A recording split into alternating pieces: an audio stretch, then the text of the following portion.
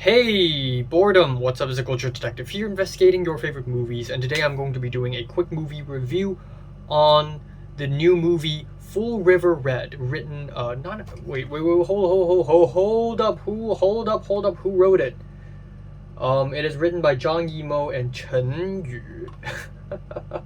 And it is directed by Zhang Yimou. Legendary! One of the most important directors in Chinese cinema, Zhang Yimou, has returned with a new movie, Full River Red, which in Mandarin is called Manjiang Hong.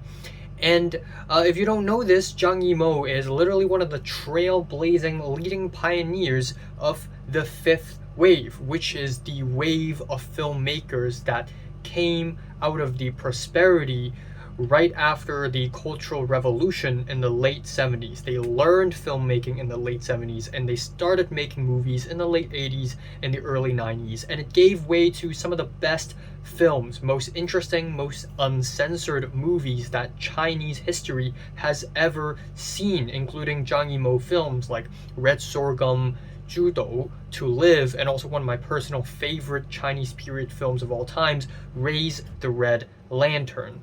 And after all that stuff, Zhang Yimou begins to expand his repertoire a little bit, and instead of making artsy, slow-paced period films, he still made period films, but this time so much more commercial, CGI filled, so much more mainstream martial arts movies like Hero and House of Flying Daggers. The former of which is great, the latter of which is meh, not as great as I thought it would be. It looks really beautiful, literally one of the most beautiful movies I've ever seen, but the characters are just very boring and the story just is nowhere near as interesting as it pretends to be. And unfortunately, while Zhang Yimou's early films are really interesting and well made, his films get more and more mainstream and commercial, and he's moving more and more into propaganda, pro-China territory, and I feel bad for him. I feel like that's not even something that he wants to do, but because of the socio-political climate of China right now, if you're a filmmaker, you have to make propaganda, because anything else means you're against the country, baby.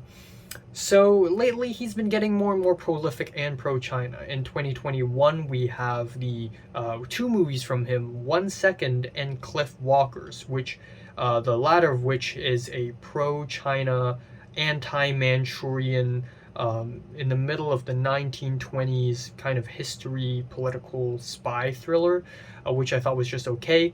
He, in 2022, released a movie called Sniper, which is a movie about Americans fighting, Chinese fighting Americans, and it is a propaganda movie where he co-directs with his daughter. Some fun family filmmaking time. I second that. I don't second the propaganda though. In 2023, he released two movies. One is Full River Red, and right now he is releasing the other movie, Under the Light, which is a modern gangster film. But if I were to be so bold as to guess what goes on in the film, maybe it's also a propaganda movie. We don't know.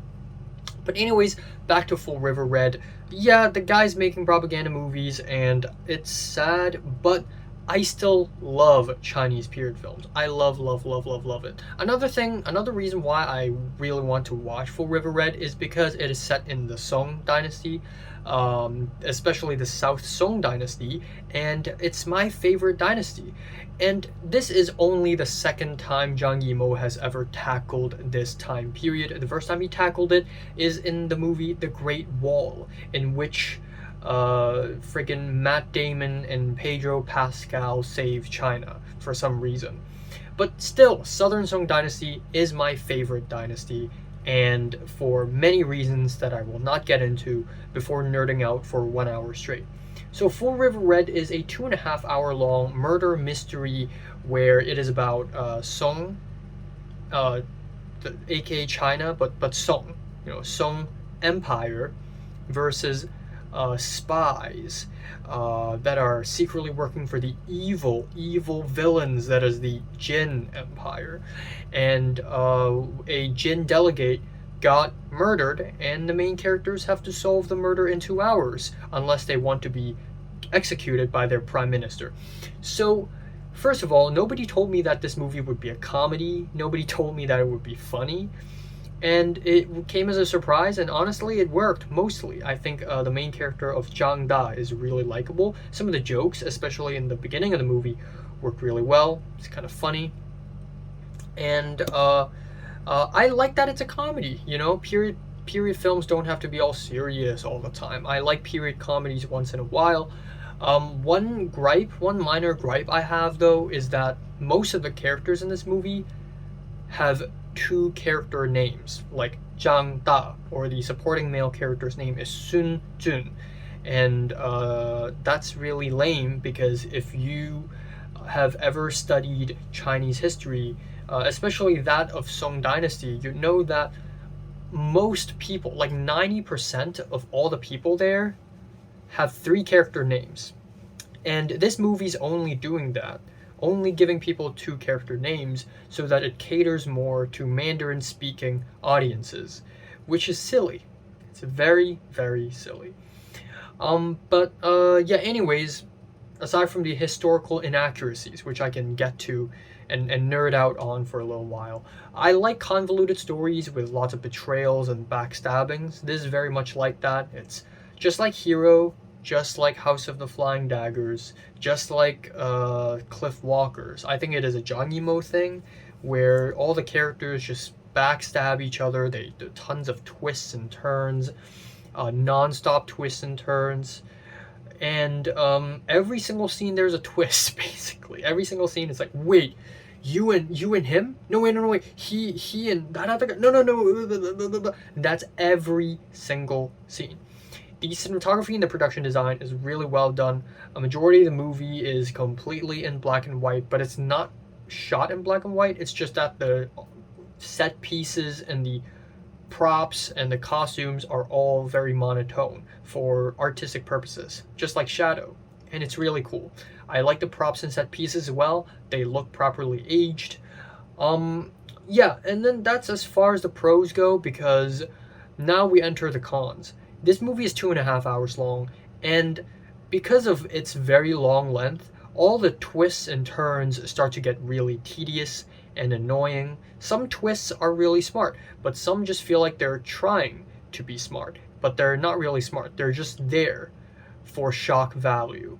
And also, a bulk of the movie is just main characters running back and forth in these back alleyways, which are very much real, like accurate. These back alleyways in palace structures are historically accurate.